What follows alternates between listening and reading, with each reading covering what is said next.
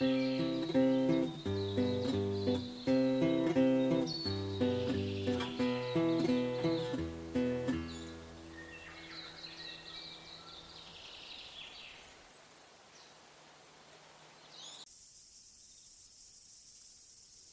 the purpose of this little spot here is to supply utilities for what will be a big community kitchen of cob or adobe, basically an earth structure, other side of that fence a little bit further down the hill. So this spot here is basically to supply utilities to that by collecting rainwater and energy collection through solar panels and storage with batteries. We could put wood underneath the cover for the rainwater collection system, maybe some appliances. I'm not sure what it is that made me think of using a shipping container as the anchor for this utility section.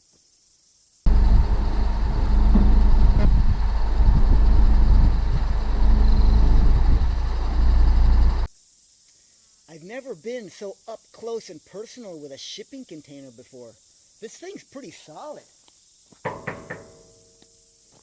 It's got a lot of space in there, but it's kind of stagnant air. It has these, even with these air vents, it's got a bunch of these air vents in there, but it's still kind of stagnant. I had to get a welder and then an oversized generator just to weld on these couplings for the ridge beams. Then after putting this ridge beam in, this door was open, and I had to cut that just to close the door. I had to really compromise this beam by cutting it out because I didn't think about this little thing sticking out. You know, this thing is like a safe. You can close this thing up. It's like a huge safe, like literally a ton. So last night I put that gutter in on that lower rail. It's like 6 meters long. And the problem is it's perfectly level. So I'm pretty sure when the rains come in the rainy season, it's going to overfill that gutter because the outlet is on the left, on that far side. The bottom line is that container has been a pain in the ass since I put it there. I'm not sure what made me think of it because it's making plumbing a pain in the butt and the electrical wiring a pain in the butt, and it just looks ugly and it's not doing justice to the spot. So I think it's better to pitch the shipping container and start over again.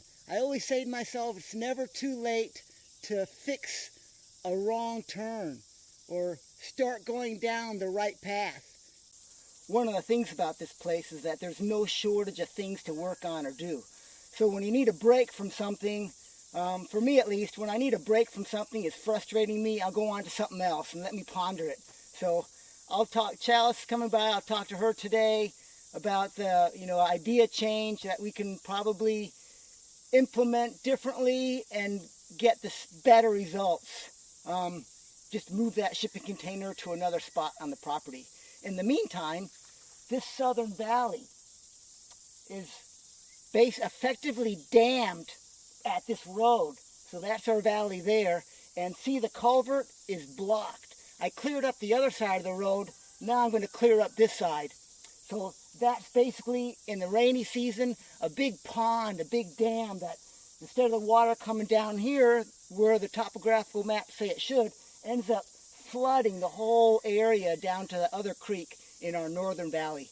So I'll work on this, clearing this out. So hopefully it'll just, the water has a lot of pressure.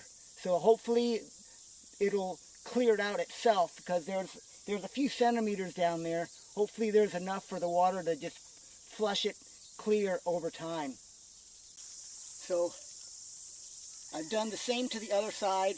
Like this one, I just cleared out as far into that culvert as I can. So that whole valley floods when a heavy rain goes, so it's more like a shallow, flat bottom of a U instead of a V. So instead of having that whole valley dam up and be a flood zone in the heavy rains. I'd rather, hoping the plan is to get enough velocity of water flow to clear out the rest of this culvert. And I'll probably have to do this many times. But I'll just keep digging out, because there's healthy soil at the bottom of the valley, and it's basically eroded from the hillsides. So I'll dig out that healthy V to create the water flow velocity, and that'll give us good soil for growing. At least that's the plan. We'll see if it works. I'll show you what the inside of this culvert looks like, because I only dug through as much as I could get, you know, a half a shovel length.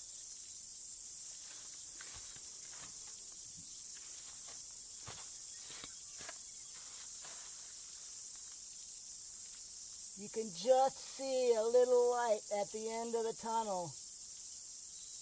It's like there's some twigs down in there or some branches, but hopefully it doesn't block, and hopefully this works.